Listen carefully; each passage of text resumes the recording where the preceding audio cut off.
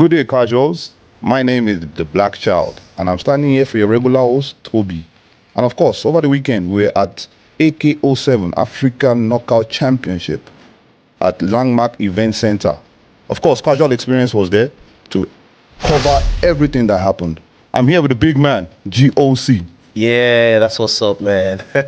How was your experience over the weekend? Man. It was a kind of like expository. I like the fact that Lagosians are very embracing to different aspects of life. You understand? Yeah. And nice card. So happy. Thumbs up to Kamaru Usman. Although I have one or two things that I must objectively criticize. Yeah. I mean, for a better AKO ball. Generally speaking, Landmark was really the ideal center to use. The people were nice. They sold out. They sold out. Celebrities were there. Fun. The cocktail I had. Of course, yeah, for sure. We've been in AKO5, AKO6, now AKO7. I feel this AKO was the biggest. It was the best. Landmark Event Center was a beautiful venue. The ambience was crazy. The ceremony, the celebrities, setups, so many celebrities were there, from Basket Mouth to Fino. Comedians, they do husband material, Brother Shaggy, Naira Marley. Oh, people. So it was big. It was a big event. You're talking about some things that you didn't like about. I don't want to actually be a killjoy here. Yeah, let's just discuss it before we jump into the fight. Okay, fine. Okay, so I felt let me start with towards the tail end. Yeah. I literally struggled with this for a selfie with Usman. So when he was walking out, in as much as I know that he coming from all the way from America to Nigeria and putting up AKO in a country that is really economically challenged, when people see people like that, they always want to tax them, feel very entitled. I feel they should actually have made out opportunity for meet and greets. It helps Usman to see how his fans relate to him, not just Usman, Kamaru Usman, Nigerian Nightmare. I actually wanted to share some moments with him. They should actually have been meet and greet. They literally smuggled Usman out of that auditorium. Bouncers are everywhere. So it should have been a very nice one where people call fans, especially we that actually paid a lot of money for cage side tickets. There should actually be an exclusive side for certain level of fan base, to meet Nigerian fans, Lagosians, and that's what I felt there. Then also the call outs, the main event ended up, a surprise. Everybody wants to go that way because Sheg's actually the face of the AKO. Shout out to how the event went. Daniel Emeka, when he was given his microphone time to talk, he was like he wants to go to Dagestan. So I felt that apparently there should be like a reward for fighter of the year for the AKO to give them give the best fighter of the year an opportunity to travel out, top up his game, with experienced camps, experienced gyms, and don't have to talk out. Yeah, for sure. I think one of my disappointing facts was the fact that in AKO6 we had so many time to talk to fighters. Okay. During 7 we couldn't meet many of the fighters. There was another. I don't know if it was the exit. There was another exit where the fighters were taking. So they didn't come. We actually got to interviewed with 3-4 fighters. After the first 5 fights, the last 5 fights, we couldn't talk to the fighters. We didn't even know when they left the venue. So I felt we should have, given us more access to the fighters, as the media house. There was a setup for where we could talk to the fighters. They didn't come there. So probably Landmarks, it was a setup issue. Probably. So I think maybe going forward, that's somewhere the AKO management needs to work on. How is Monarch? I wasn't there at AKO 6. What was the whole? Monarch was beautiful. Also, it was good. But what I'm trying to say, we had more time with the fighters. Most of the fighters came out and were even willing to. What I'm saying is it like an entrance exit door at the same time? I think that was it. That's what I'm saying. So apparently, Landmark had an exit door where people actually don't gain access to. Yeah, exactly. It's like after the fight, they just with the coaches they go out backstage and you don't get access to them. But that's what I'm saying. Also, the management can organize that. Oh yes, it's possible. There are people here, so it's a doable thing. Okay, so let's jump into the fights quickly. Amazing fight. I like the card. Yeah. There were good cards. There were good fights. Let's go to the main event itself. You already spoke about it. Okay. Segun and Emeka. Okay, so I think I watched Daniel Emeka fight, and it was very obvious that he had zero knowledge about grappling and wrestling. So what we saw in this... That was an AKO5, right? Yeah, yes, AKO5 or 4, I'm not too sure. Okay, yeah. So the fighter he fought there actually dominated him on the floor. Okay. So I think what he now did to correct it, dot his I and cross his T, was that he actually now worked on grappling. Yeah. Do you understand? And it's actually exposed the hole in Sheg's game. Yeah. Because Sheg's actually a very great stand-up guy, you know, great striker, you know, but we actually now saw that he has zero ground game. Ground game, Even yeah. when it's good enough to take a fighter to the ground, but you need to learn things like submission skills, things like grounding pounds, using your elbow, gassing him out, suffocating, imposing your weight, weight management. You must learn it because for you to be a complete mixed martial artist that is aspiring for a global perspective, you have to have all weapons in your arsenal. So I think Emeka was just off the hook. He surprised everybody. Nobody believed Emeka could grapple that way. And also I feel that Sheg should not be middleweight. I stand to be corrected. I feel that he's not really a legit middleweight. He can still cut to welterweight. Probably he works at middleweight or works at light heavyweight, but his weight cut should be at drop down to 170. I don't know how it is in the AQ. It should come to welterweight. That's what I feel. Yes. Do you feel Segun was surprised by Emeka's strength? Yeah, he was. That's what I'm saying. He was. Because Emeka is legit middleweight. See the calves. Like when the guys walked in and they were changing the face, I was like, look at the guy's calves, how huge he was. I don't know Emeka's rehydration plan, but it was just something else. The guy looked very huge and very impulsive on him. Like he just put his will. Like when he brings Segun down, Segun knows that there's Kilimanjaro on top of him. You know, like we mentioned earlier, also, you know, Segun is on 7-6 now, 7 victories, 6 defeats. 7-7. 7-7 now. Is it 7-7? No, 7-6. No, 7-6. 7-6. Yeah. What do you think? Where do you think Segun can go from here? Like you mentioned, he should drop. Yeah, drop to welterweight. Drop to welterweight. Drop to welterweight. He's still the face of AQ. I don't know about now, but I mean, the guy has a stellar PR. His microphone game is top notch. You know, and I like his analysis. He travels out a lot. His stand-up game is good. His Muay Thai is good. But I think he should go to a weight class where even if something like that happened, he won't be kept on the ground. And still be the face of the AKO. Let's go to the other, the co-main event where in the lightweight category, Sankara was dominated by Jibril Baba. Sankara actually is a better market to me. I agree. We watched Sankara in AKO 5 and 6. He won both fights and he did very well. Good looking guy. Yeah, I think Baba just dominated him all throughout the whole fight. He was very good with his striking and his ground game.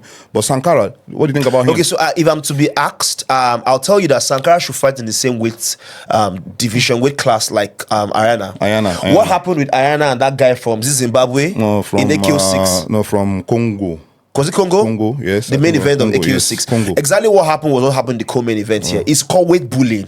That guy should not. That guy is an abomination. That guy should go to jail for being asked to fight at lightweight. Yeah, come on. That guy looks like a welterweight. How can you be fighting at featherweight? So I feel that Sankara will do very well because he's a stand-up guy. He strikes very well. You see now, that guy beats him, you know, bullied him with his weight. So he should be fighting at featherweight. Yeah, you know. Yeah, it was a very good fight. Does he speak English? Oh, Sankara, yes, speaks English. Fluent But from English? Burkina Faso. Yeah, But speaks English? Yeah, speaks English. He's a very good market for the AQ. Yeah, there was another fight also where there was a TKO, Mula and Muzam. You know, Muzam is the Nigerian, the big man. Tall. Luke came in and we all thought he was going to win that fight. So this is what happened. The face-off, I could see that, not be by Gragra, you know, the face-off was just very much disrespectful. And it was very... Come on, it's not by all those things. I kill everybody. No skill sets, zero grappling, zero striking. He just as if he just came for an exhibition. You know. So that guy just had his way on him. So like you said, there's not about the size of the fight. Am I mixing the fight? Who did you ask me about? The TKO, the big man. Kane. No, sorry, my bad. Please, that's a wrong. That was a wrong. Okay, sorry. So talking about the Nigerian, the lanky guy, light heavyweight. That was okay. My bad. Please, that was not what I want. I'll come to that though. I think what happened there was the guy thought that his reach would play an advantageous factor. He should have just kept him at a distance. He wasn't defensive.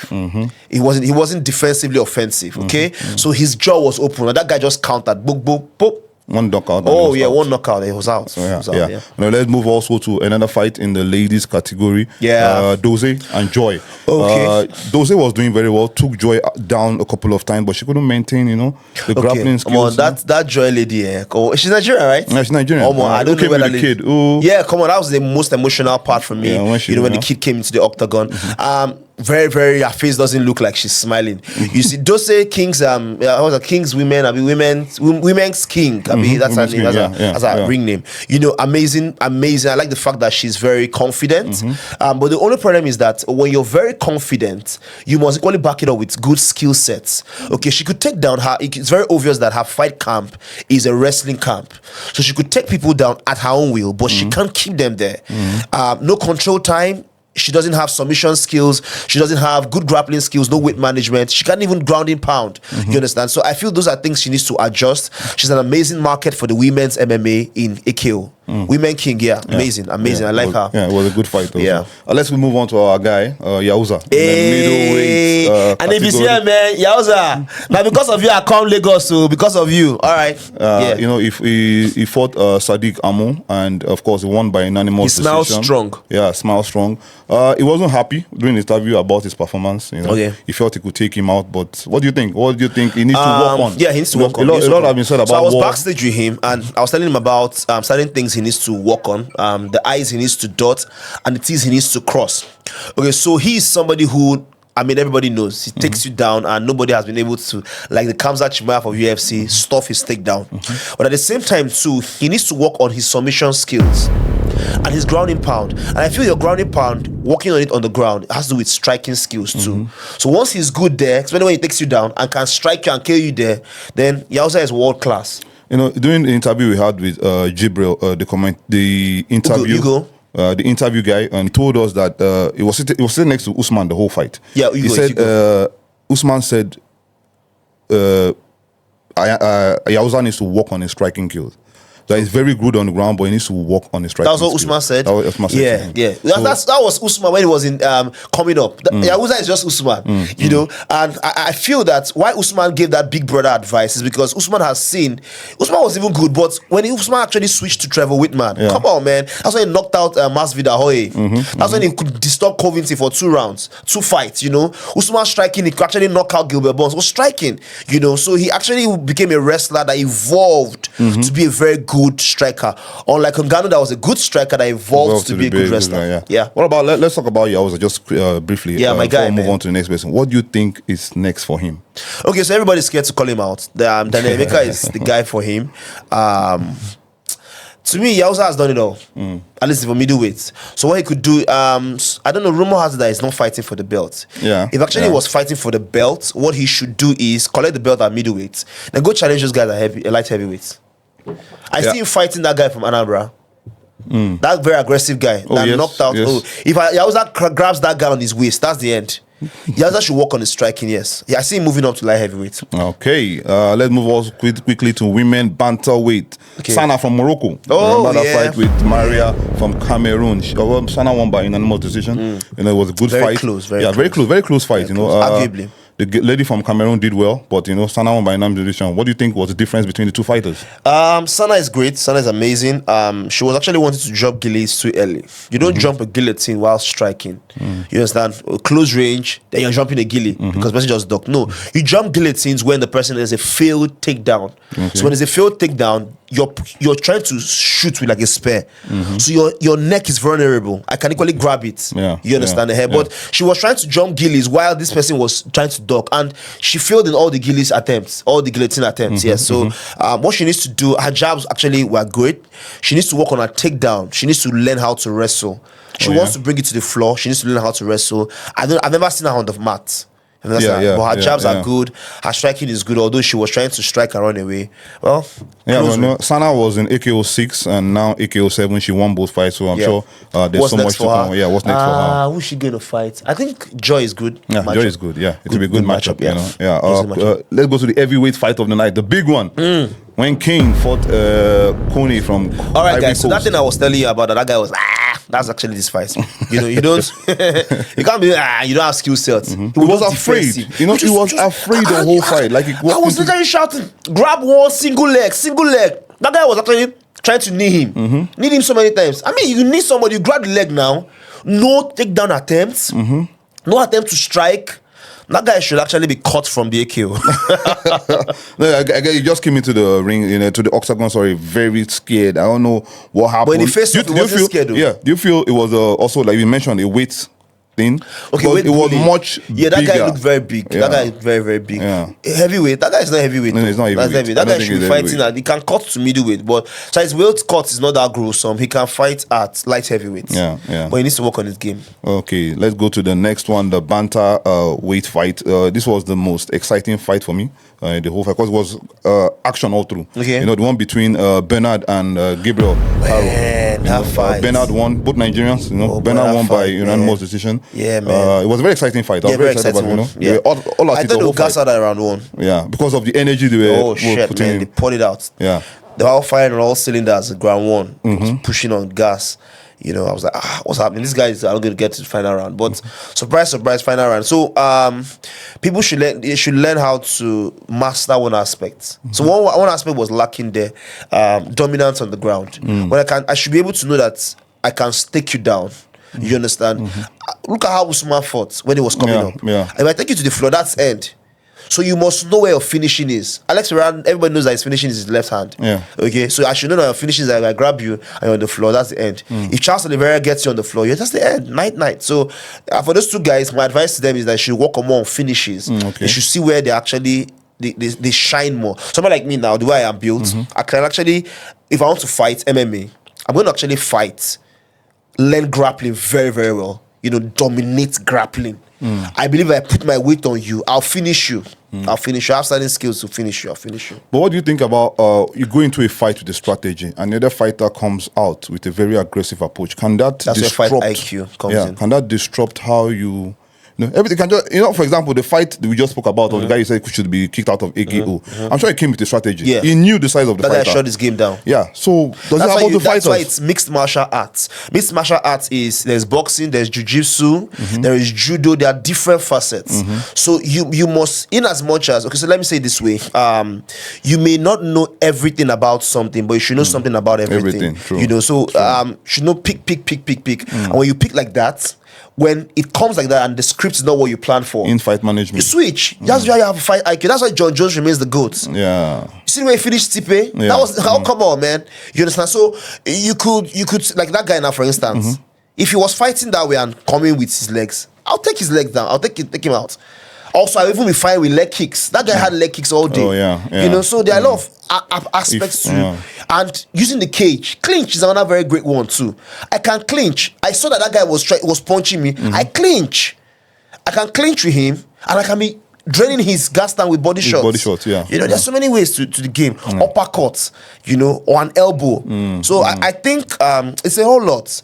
Mixed martial arts has not really evolved that much in Nigeria. Thank God for people like Usman that is, having promotions like this, that is bringing more lights to it. And I think they need more coaching, more awareness. BJJ, nobody's doing BJJ in AKO. There's nobody that grabs somebody like a Charles Oliveira and submits. No, I've not seen. It's except that guy from Morocco. So remember the guy from Morocco? Yeah. Let's go to the final fight, the lightweight category. Ngono and Sano from Burkina Faso, Ngono from Cameroon, who got an eye poke and just turned into a monster. When they call that guy, I was thinking it's Ngannou. Okay, that guy is great, man. That guy is wheeled. It was a good fight. It was after the eye poke that he just became an animal. Yeah. Okay. So what happened was, he's actually a composed fighter. You understand? And fighters like that don't rush for the finish. You understand? So that eye poke actually, I could know why. I knew why he behaved that way. See his interview. He said he has crossed the desert how many times? That's Ngannou talking. Although he's Ngono, and when he was on that guy, it's like, how can you poke me? And actually, the poke was really bad. Poked him, and he's actually there was a very large inflammation. So that was when the beast came out and finished this guy. So that's really how to do it. Yeah. But what can we say now about Usman, who was there at the event? What do you think he's doing for the fighters? All over Africa. I'm going to give Usman his flowers. It's not easy, like I said. I should put up a fight promotion like this in an economically challenged Nigeria, where a lot of people are entitled. You understand? Usman doesn't need to tell me. I know he's lost a lot of money. Nigerians with trust issues. He's doing it because he knew where he started from. If you hear Usman's chronicles and his stories, you know where he grew tomatoes, pepper with his mom. His dad was incarcerated for 15 years. So he's very empathetic to young fighters, especially from Africa. So Usman is doing a very great job. I think more people need to tune in financially, economically, see it as an opportunity in Nigeria where we have high level of unemployment. That there are some people that could turn their energy and illiteracy to fighting. So it should be something. Let's just focus on football, basketball. Let's start giving more attention to mixed martial arts. Yeah, when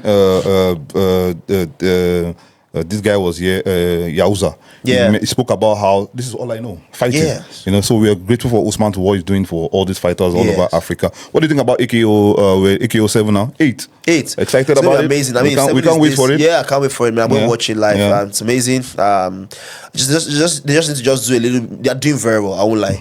Like on their social media page, Emeka won, but they give it to Segun.